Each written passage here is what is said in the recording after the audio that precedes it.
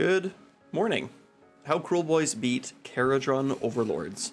In this series, I am trying to cover all of the gotchas from these new books that are coming out.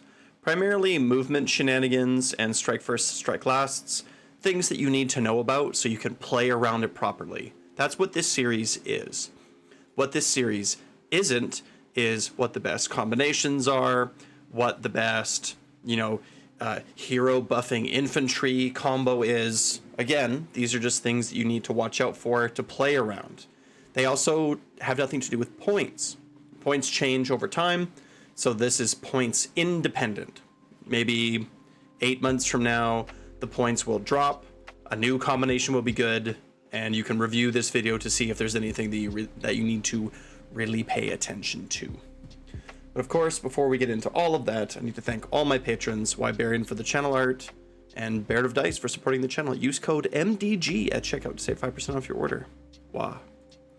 Special thanks to AOS Will, Lion Man, Mies, and Age of Canuck. They helped me out in a live stream. You can check it out in the live section of the channel. But they were instrumental, helping me walk through it, talk about it, figure out combos, all that good stuff. So big thanks to them. Okay, so battle traits. So the battle traits for this army are pretty straightforward and they're pretty light. So again, we're not going to cover everything. We're just going to cover the things that you really have to watch out for.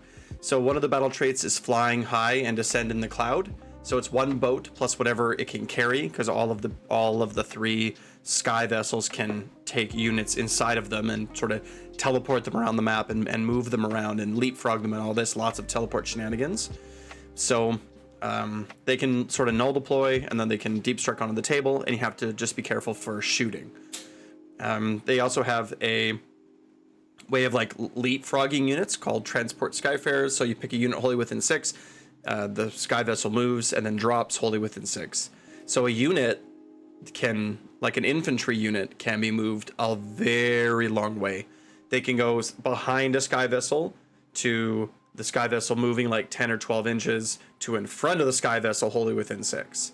And they can't be picked up in combat and they can't be dropped in combat. So you don't have to worry about any kind of shenanigans like that. So with all of these, and just in general with KO, as we go through the book, one of the over themes that you're going to see over and over and over again is you really have to use units to help you zone out. So this can be monster killers in the back line. This can be little squads of 3 bolt boys. This can be whatever it is that you need to do, but you need to make sure that you're zoning out your back line. You have to play against them very much as if you were playing against Stormcast Eternals, right? They're gonna come in behind you, so just keep some stuff in the back line. In my present Kruleboyz list, what I ended up doing was I had 2 squads of 6 bolt boys. I took 1 squad of 6 and I broke it into 2 for matchups exactly like this. I can just stick 2 squads of 3 bolt boys, kind of 9 inches plus maybe a little bit of change away from the 2 corners of my deployment zone, just to make sure that nothing can really come in from behind. Or they can just act as screens, right? 3 bolt boys, just 90 points. If somebody wants to deep strike and commit to a side to kill 3 bolt boys, okay, the clapback is going to be nasty, right? So, oh, by the way, thanks to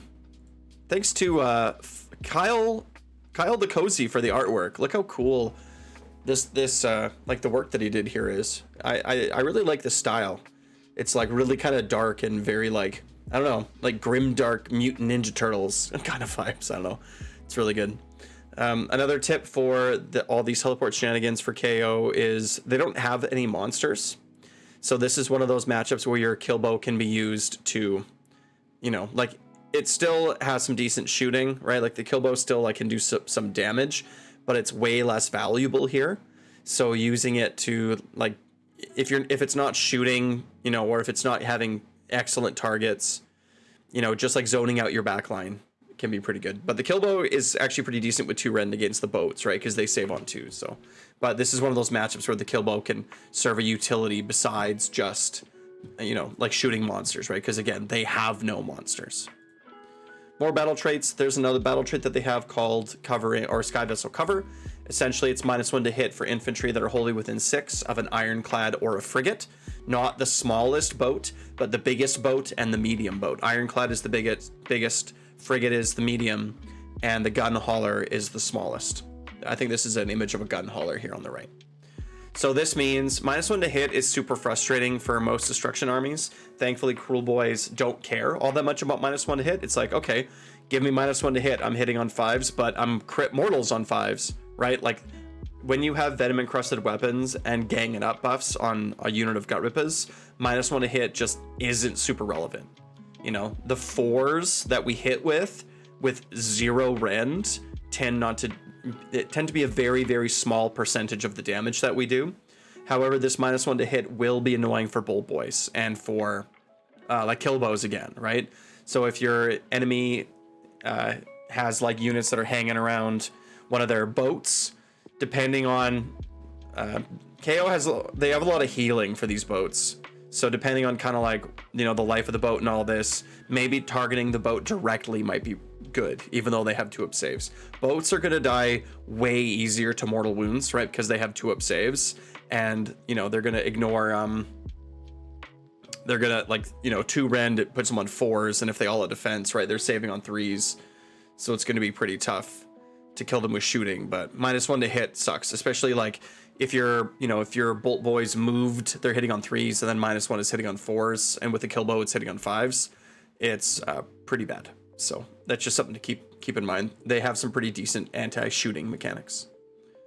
Battle formations, there are, you know, like some more than just the one that we're going to talk about here, but most of them kind of are like good, but not things you need to play around. Like one gives them a 6-up ward. One of them lets the gun hauler take more stuff. One of them lets them take an extra artifact of power, right? But the one that you actually have to play around is rapid redeployment. The gun hauler can transport just way more stuff, right? 2 units of 6 instead of 1 unit of 5. So it means that because gun haulers aren't like really that good at transporting, I think the ironclads can transport 22 models, the frigates are 12, and the gun haulers are 5. But then all of a sudden, this can be quite a bit more. I don't think you'll be seeing this one super often, but just know that it exists. And like somebody could have like 2 gun haulers and transport a lot of stuff that you weren't really expecting. I'm kind of guessing most of the time they're going to take the ward. Subtracting 1 from rend is like whatever Kruleboyz don't care about subtracting from rend, right? We just go in with crit mortals. So, but overall the battle formations aren't that concerning for us to play around. For enhancements, we have a heroic trait that's interesting, Shrewd Opportunist. 2 non-hero infantry get a deployment phase move, right? Yeah, non-hero, right? So this is the kind of stuff that you have to be careful of, right? Deployment phase moves can be quite scary sometimes, right? Getting things jumping up off the line, grabbing more objectives than we thought, zoning out, you know, prowling the flanks from the soggy Gnashtooth. So just be aware they do have a heroic trait that lets them do that. You might see it fairly often. They have like another one that's like the hero gets to fight twice with like strike last the second time. So if they have a really good target for that, they'll probably do that. But if not, they might do Shrewd Opportunist. Artifacts of Power. They have a cool one. It's an auto unbind. It's a once per battle. They just get to unbind a spell. And they get to do this. They don't have any wizards, but they do have some units that can unbind as if they had Wizard 1. So if they have one of those models and they roll for an unbind and they fail, they can then use this Voidstone Orb to just automatically unbind. So if you're really, really counting on a spell, you probably want to try to like force them into using this early, right? Yeah, that auto unbind's nasty. If a shaman is casting with +3 on our side, right? It's like, I'm finding that the magic is super reliable, but with the Voidstone Orb, right, it just makes it a little bit unreliable. So just keep that in mind. If there's a spell you really want to get off, or if there's a manifestation that you really want to get off early in the game, just make sure that you're outside of 30 of this guy. So like with the Gork Rora, for example, if you really want to make sure it hits the table without being auto unbound, you can just put it, you know, somewhere. Just cast it when you're outside of 30 at the beginning of the game. And then there's this really nasty one, this really nasty artifact of power called Blazebeard and Sons Bamboozling Flakgun. Here, let's actually just look at it because we're going to talk about this for a bit. So once per turn, right? So every turn, reaction, opponent declared a charge ability for a unit that's within 12 inches. So if you have Kragnos and you're outside of 12 and you're doing a 3d6 charge, this thing won't affect you, but most of the time it will be. So so pick one dice in that charge roll, then make a roll of a d6. If the roll equals or exceeds the value on the die, remove that die from the charge roll. So most of the time it's going to be removing whatever your lowest charge dice is, but sometimes it's going to be removing what your highest charge roll dice is. So if you roll like because it's equals or exceeds. So even if you roll a 6, if your opponent makes a flak roll of a 6, then they get to remove it from the table. And the way that this interacts with rerolls is that essentially, like, this was a hot topic of conversation, but essentially, like, if I declare a reroll before my opponent declares a flak gun roll, then I get to reroll, and then my opponent gets to roll to remove one of my flak gun dice. And if my opponent declares a flak gun, they get to remove a dice, and then my reroll is only one die, is how we sort of landed on it. So there's no sneaky way of getting around this as a Kruleboyz player. They're just going to be removing one of your dice. So I think that if you know that you're going into this artifact of power, which you probably will be, right? Then, like, if you roll your charge dice, just know that one of the two dice has to be good. If you roll like a 4 and a 3, re-roll it. You don't need a high number. What you need is one high die. So Marshcrawler can help with this because we're getting a lot closer to the enemy with run and charge. Instead of relying on a good charge roll, we're just going to auto run 6. So, you know, we just need like a die roll of a 3, right? And you have to be super careful with your monsters because they don't get to run and charge. So if you're going to be moving up your break-a-boss and you're going to be counting on like a 6 or 7 inch charge, it's probably better to keep him a little bit further back so that he's not being like, you need to be more careful with your monsters and play them more cagey if you're going to be charging into wherever this artifact of power is on the table, right? Again, because the infantry can run and charge, and they're a lot more survivable than monsters, right? So just oops, just something to keep in mind. Here is a breakdown of what the probability is with flak gun, with this bamboozling flak gun. So if the distance that you need is a 3, the probability of successfully making that charge is 97% with a 3-inch charge. It dramatically goes down by 25 or 27%, about 25% with this bamboozling. Yeah. So there's also a -1 to charge rolls effect that a hero has in this book. So you go from a 97 to a 60.6% chance on a 3-inch charge. You're going to be failing charges against KO. So again, Marshcrawler, run, use that CP, get within 3 so that at least there's a 60% chance. This doesn't account for re-rolling charge dice. And this is like, again, with that -1. So if you have a Gork Aurora, right, and you have like +1 to charge or +2 to charge, this is going to be really key there, right? Because +1 or +2 on a D6 is going to be way more impactful. So get close. But then like a 7-inch charge, right? Like an average 7-inch charge, we have a 58% that goes down to a 22%. It cuts it down by more than half. And then with -1, it's like 19.4%. As we sort of approach the bottom, the difference is like for a 9-inch charge, the -1 has less of an impact, and it has a pretty big impact at the start up here. So just like, here's the math. You go from 97 to 70 or 71. So you have to be super careful. It's very dangerous. More enhancements. They also have another category of enhancements that's called Great Endrin Works. These are enhancements that go onto sky vessels. There's a Scourge of Gyran set of enhancements called Sky Vessel upgrades. These are separate. So a Sky Vessel can get one of each of these upgrades. And I think more too, because like they also have another rule that's like one of the Sky Vessels can become a flagship, right? And then they get give the target a Great Endrin Work. Oh no, that's so that's in deployment, right?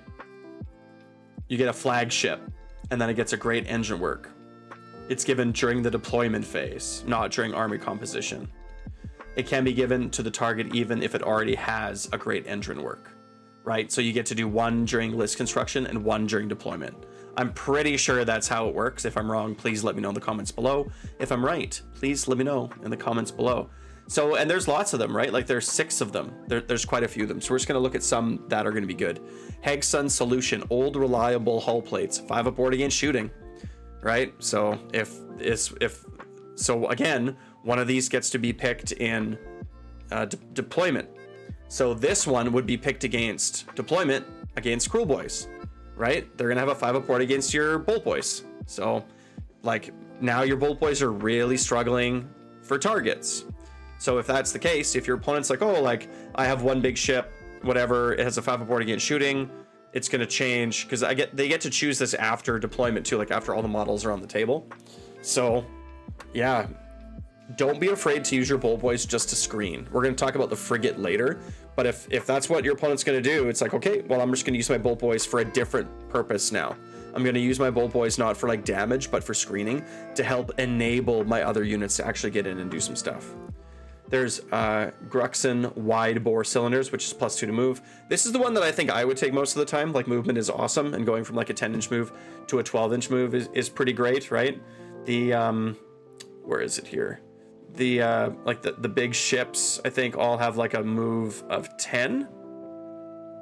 Yeah, the Ironclad has a move of 10, the Frigate has a move of 10, and then the Gun Hauler has a move of 14.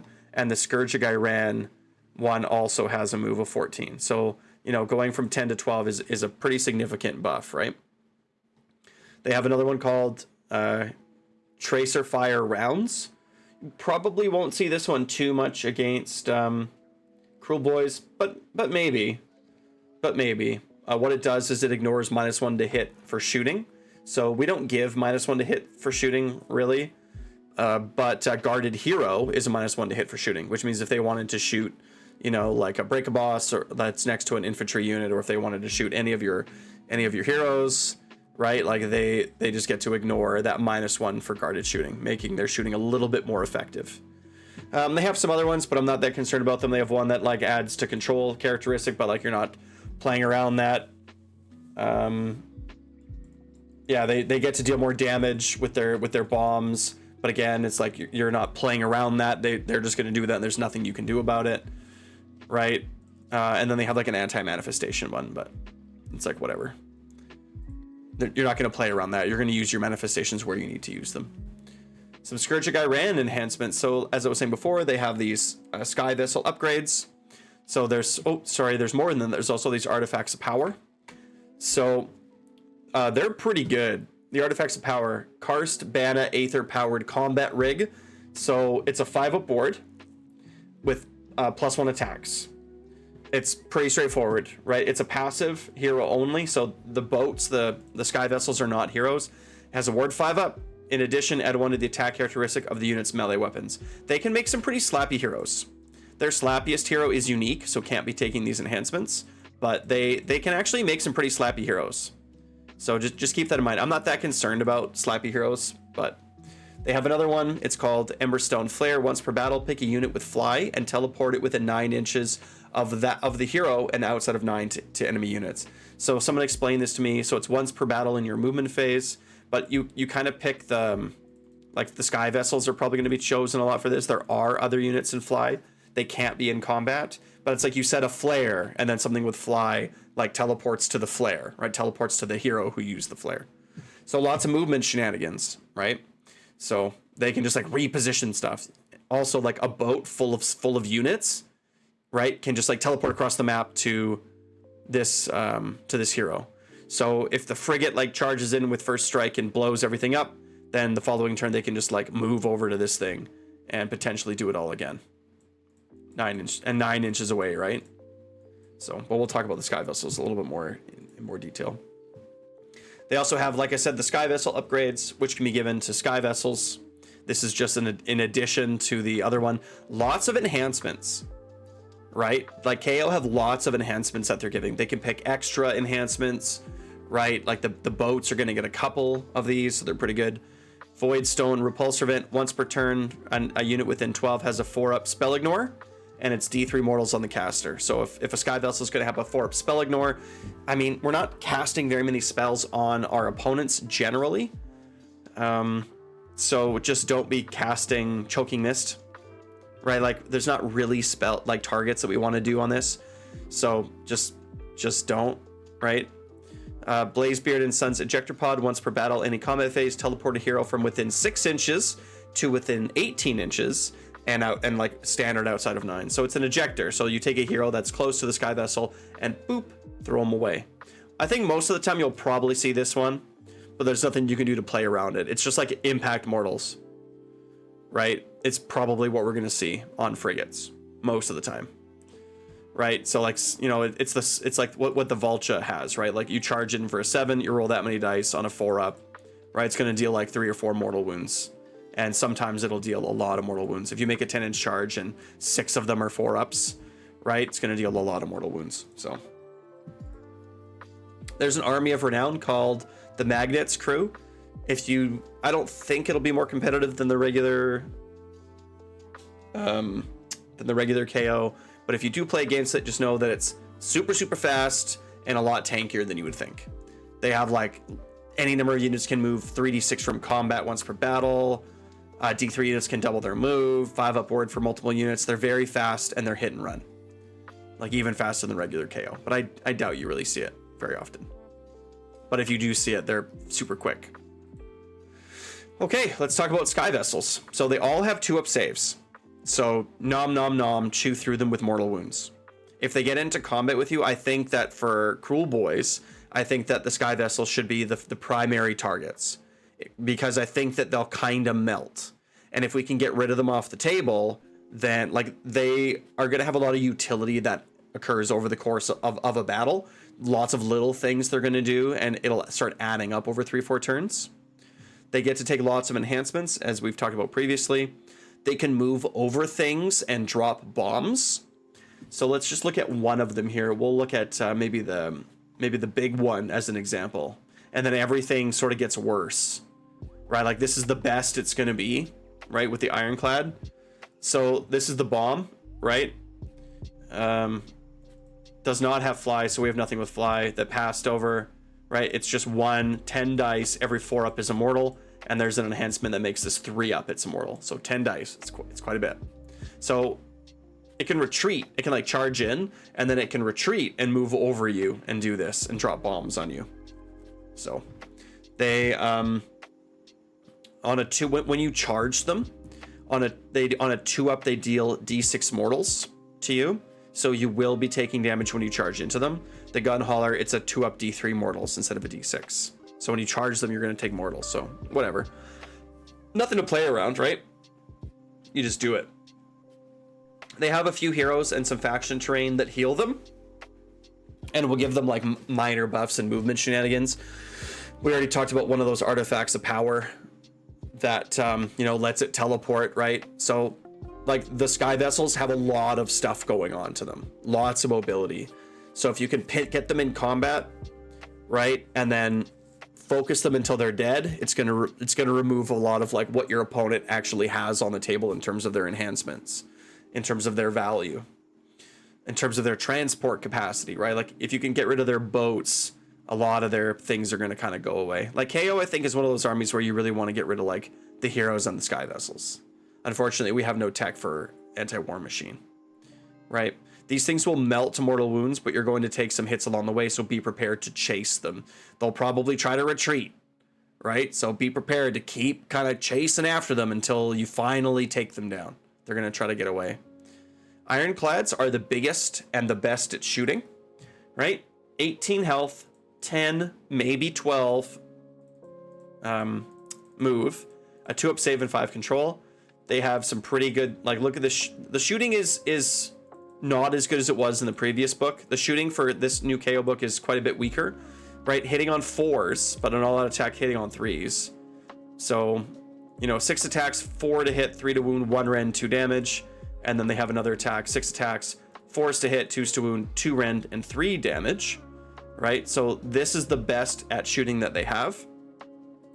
The other boat that they have, I think, is way scarier, the Frigate. So the Frigate charges in, and it gives first strike to the units, to some units that are wholly within combat of it, but it's probably most likely going to be the units that it was carrying, because it can carry 2 infantry units up to 12 models, right? So it's like 2 squads of 6 or 2 squads of 5.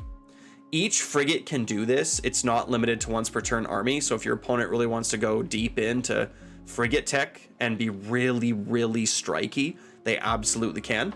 There's a named hero called Brock. He can give up to 3 run and charge.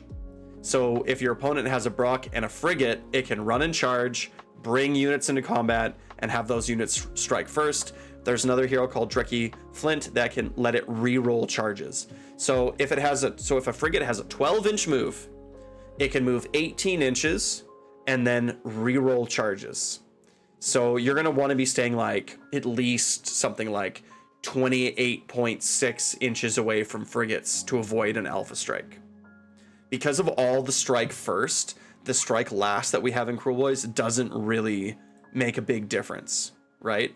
I was kind of debating and thinking about this myself. Let me know what you think in the comments below about this. But if you do get charged with this on your opponent's turn, if you strike last one of their strike first units, they don't strike last, they just strike regular, right? So your opponent is still going to get to activate with both of those units before you get to activate with anything, right?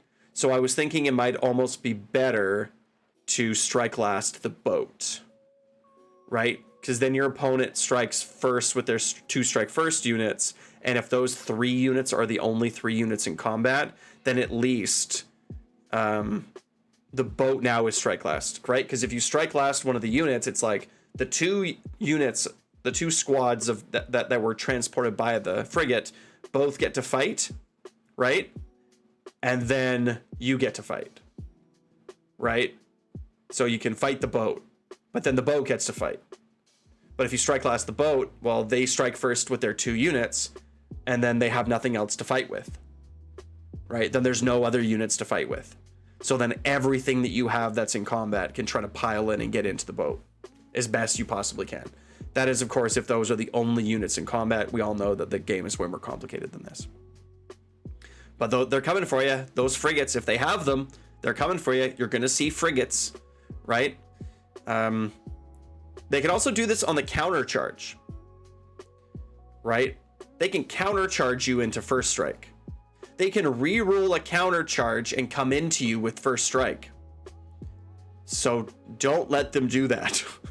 If they do that, right, you can strike last one of the squads that came in with the boat and then give it regular strike. So then they'll get strike first, but then you get to activate after that, right? So the strike first is a little bit better on their turn, but just be careful. It is a trick, and it's going to catch people off guard and kill them. Frigates counter charge into strike first is nasty. Anything that counter charges into strike first is nasty. Gun haulers, their kind of special thing is that they can teleport units outside of combat, right? So it literally just has a rule that says that. Pick units in combat to be the target, right? And then they have like light bomb racks, the light overwatch, but their thing is that they're like the fastest and can pick units up and down at a combat. There is a Scourge of Gyran gun hauler. It's way more mobile. Where is it here? It's way more mobile. It can't transport any units. And is it a little bit more shooty? 4323, 4323. No. It has the same shooting profile. 4323, 4323. But what it can do is it can, if there's multiple of them, they can move and shoot. Or like they can run and shoot. And you can like reinforce them, I think. So like this is like boats that aren't going to transport anybody. They're just going to run around and shoot things. And they're going to be faster. Right. It can shoot and then move D6. Right. Like they're just going to be way faster and way shootier. Let's see what I wrote for my notes here. It can run and shoot with second gun hauler and can move D6 after it shoots, or with covering fire. Right. So it can do covering fire and then move D6. So yeah, let's get into some of the other heroes and units that you need to watch out for. Again, I'm not talking about all the good combos and all the good heroes, just the things that have mechanics that you need to be aware of so that you can play around them. Brock Grungson is a unique hero, and he's pretty terrifying, if I'm being honest. You'll probably see him a lot of the time. He's quite fast. The thing about him is that he kind of does everything really well. So, let's see, where is his war scroll here? He has a move of 12. He has a 3-up save. And he has a 8 health. So if you can get into him, you should be able to kill him with mortal wounds, because we just deal so much damage right now in Kruleboyz. So once per battle, but here's the thing that he's really scary with, and this goes back to what we were just talking about with frigates. Once per battle in your movement phase, 3 sky vessels wholly within 24 inches. They can run and charge. So again, frigates can move like 12, auto run 6 for 18, and still charge with a reroll charge. Right? So yeah, quite good. He can buff other units like Skyfarer, which I think are just basically like the infantry units. Yeah. So he's fast and durable, he buffs things, and he's pretty fighty, right? He's got pretty good ranged attacks, right? 2 Ren, D3 plus 3 damage, and he's got decent like melee attacks as well. So he's just kind of like all around really good.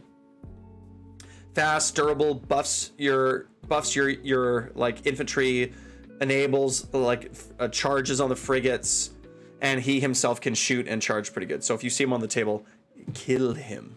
He's like a priority target. The once per battle sky vessel move is only once per battle, right? So, but if you can tag this guy, like if you double turn, getting into this guy is going to be good. Aether Chemist is another one let's talk about here. I feel like I spelled chemist wrong. No, I didn't. That's what it is. He has a -1 to charge rolls within 9. So this is when we were talking about the flakgun or whatever. This is one of the dudes, right, that gives a -1 to charge within 9. So if your opponent really wanted to lean into this, right, this combines well with the flakgun. So again, just use that Marshcrawler. Use the auto advances. Get up within as close as you can so that your charge rolls are going to be successful. And if you can't, if you are moving up the table and you're like, the closest I can get is 7 inches away, and I'm staring at a flakgun, it's like, then don't, right? Then don't. You have to make another plan. Don't move up to the flakgun and get caught flat-footed with a failed charge, and then be like, and then you're just gonna take a whole bunch of shooting. Things are gonna charge into you. You're gonna have a bad time. In your movement phase, be very careful about how you're moving. Always know where that flakgun is. You're probably gonna see it all the time. Von Grin Harpoon Crew. If this unit is in combat, it can move 2d6, but it must end that move in combat. These guys are coming for your backline, right? So screen out, right? Don't let, strike last, protect your shooters, protect your shaman. Yeah. They can also take objectives, right? Like they can jump onto monster killers on the flank and then kind of go past them. I can't remember if they can fly or not. That seems important. Yes, they can. So they can just fly over your things with a 2d6 move, right? They have to end in combat, but again, they can just jump over your units onto the objective that you were trying to screen out. So just be careful with these guys. If you're going to, because they have to end in combat, if you can isolate them so you're not giving them opportunities to jump into new combats. If they're coming up the flank, send a unit of monster killers up the flank just to run into these guys. Monster killers should be able just to kill these things, right? They have a 4-up save, but they have 2 health. I don't know how many they come in a squad, but probably 5, maybe 6, right? They do have anti-monster +1 rend, so yeah. So keep them away from your monsters too. These things are they're mobile, right? Etheric Navigator, sky vessels or auto engines within 3 that are not in combat can do a standard teleport. So just, anywhere on the battlefield outside of 9, right? And this guy can go with it. So again, just more teleports. Watch your backline. Spread out some bolt boys. Use even the Gork if you don't really need it, right? It can sit in the back, zone things out, right? So more teleport shenanigans. Grunstock Thunderers. They have a shooting attack. They can turn off wards. The only thing that this really matters for is with Egomaniac. You know, we have a 6-up ward, but again, it's like, you know, there's not really, you can't keep units with wards away from this. This is way more impactful for like Kragnos, right? If you have Kragnos on the table with his 5-up ward, these guys can shoot at him, remove that ward, and make him way more vulnerable. They add the damage they dealt to a d6. If it's greater than the control characteristic, they remove the ward until the start of the next turn. So it will be harder. Like, there's not really targets in Kruleboyz that this thing is scary for, right? Because the control characteristic for Kragnos is 15. So they'd have to deal like 11 damage and roll a 6. Nope. They'd have to do 12 damage and roll a 6. And I just don't think they're going to deal that much damage. Right? So, and like, they don't, like, their shooting, you get to ward off the attacks of their shooting. Because this happens at the end, after they've shot everything. It also makes your unit control 1, like a beast, I think. So just watch out for Egomaniac, if that's what you're running. Sky Wardens, also colloquially known as Balloon Boys. End of any turn, they can 2-up D3 mortals and fly retreat for free. So again, these guys are coming for your backline. So just be careful, right? They also move pretty fast too. I'm guessing they move at least 10, but I have a feeling, I'm just looking for it here, that they move maybe even more, like up to 12. Sky Wardens, yeah, they move 12. So the 2-up D3 and then fly 12 inches. Like, this army's fast, right? This is their faction train. It heals your sky vessels, and it makes these little auto endrins, which are, you can think of them like manifestations that you can't banish, right? They get used and then they are removed and have to be remade. So if you can, like, if they leave this open, you can just sneak in a unit onto this, like even Bolt Boys, right? Like if you sneak in 6 Bolt Boys onto this thing, they can just start fighting it in melee and shooting at other things. It has a 3-up save and has 10 health, so Bolt Boys over a couple rounds of combat will be able to kill it. Obviously monster killers will do better, but again, if they're leaving this open, which they probably won't, because it'll, like, I don't know, it'll be tricky, but if you can get on top of it, removing it from the table just like makes it so that they can't heal their sky vessels and they can't get those auto endrins like remade. There's 3 of them. There's a nullifier, which gets rid of manifestations. Okay. There's a stun cloud, which you roll a dice. If it's less than or equal to the health characteristic, you get -10 control for each enemy unit within 3. So you roll for each one. So this is good against monsters. It has, so it's likely to remove 10 control for monsters and render them useless. So if you're counting on taking an objective with a breaker boss against one of these, you'll probably fail. It's a 33% chance against 2 health units. So removing 10 control, like whatever. A reinforced brick of gut rippers has 20. So you're probably either like taking the objective or not. But just know that you can't send, it's hard to send monsters to take objectives, right? Auto engines move fast. I think they have a move of 12, right? They have a move of 12. So, Vulture Boss, Gnashtooth ain't a monster, but has a high health, right? So it's good against the Gnashtooth as well. But like the Vulture Boss and all them, like this thing is just gonna deny you from taking an objective with one of these like fast flankers. And the last one is just a 2-up D3 mortals to every enemy within 3. So this is going to be like whatever. They're going to deal some damage to you. Just try to maybe spread out. Don't let your like shaman and your other things get caught in it, right? Just see it coming and move accordingly. So overall strategy, they are way better in melee than they used to be. And they're worse at shooting than they used to be. So you just have to kind of keep that in mind. Like they still have decent shooting, so you have to kind of get into them, right? The boats are very tanky, and they make things around them tanky. For example, -1 to hit. So you can make things obscuring. This is one of those matchups where making objectives and making things obscuring it can actually be pretty good. making an objective obscuring and then throwing a unit of monster killers onto it so that your opponent can't really shoot it and they have to actually come into you is pretty good. They have many movement shenanigans. We've talked about these. Watch your backlines and watch the flanks. You want to charge them. That's what you want. You want to get like your gut rippers into combat with them on your terms. You don't want a frigate to charge you. You want to charge it. You don't want a ironclad just to sit there and shoot you. You want to charge it. But it can be tough, right? You're going to take damage if you charge the boats. They can retreat and drop bombs on you after that.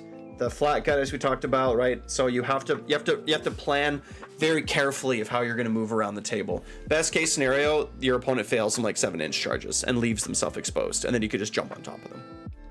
Watch for this frigate alpha strike. Screen it, right? If they put a frigate on the table, it's like, keep that in mind. Get out your tape measure, right? 28.5 inches is what the threat range is. Most, if they have +2 to the move, right? 12 plus 6 for the run is 18, plus like 10, like how close you want to be for the charge, right? 25 inches is a 7-inch charge. So I like to keep 10.5. I like to make that 11 inches for extra safety. So you just got to be careful. If you're not going to do that, you have to screen. Throwing Morkspit Marsh right in front of your units as well can be pretty helpful for that. It just limits the space that they can actually get into, so instead of being right up next to you, it sort of keeps them back a little bit and can help with just screening things out, just making sure that things are a little bit too far away to be able to fight 3 inches deep into a line. So they will try to whittle you down, so get stuck in. But overall, I think the book is fine. It doesn't seem super broken to me. You just got to be, the long and the short of it is, right, you just got to be careful with your charges. You have to be aggressive, more aggressive than you probably usually want to be. And yeah, watch your charges, watch those teleports and movement shenanigans. They're very fast. Be more aggressive than you're used to being, and your shooting probably isn't as effective as you would normally like it to be. And all that monster tech is useless. So as far as matchups go, I think that it's pretty even. Kruleboyz are in a very good spot right now, but I think that over the next few months or whatever, we'll probably see that tamp down a little bit, right? If we're being honest here. So I think in the future it'll be a fairly even matchup, right? Us dealing mortal wounds is going to be really effective against their boats. It negates one of their biggest strengths, being that 2-up save. And yeah, but they're going to be shooting at us, which we really don't like, and our shooting is less effective against them. They have no monsters and all these things, right? So just try to get stuck in. Yeah. Let me know in the comments below how your games are going against the new KO book. I'd love to hear it. Let me know down in the comments if there's something that you feel like I missed, something I overvalued, undervalued, right? And no matter what, subscribe. Wow.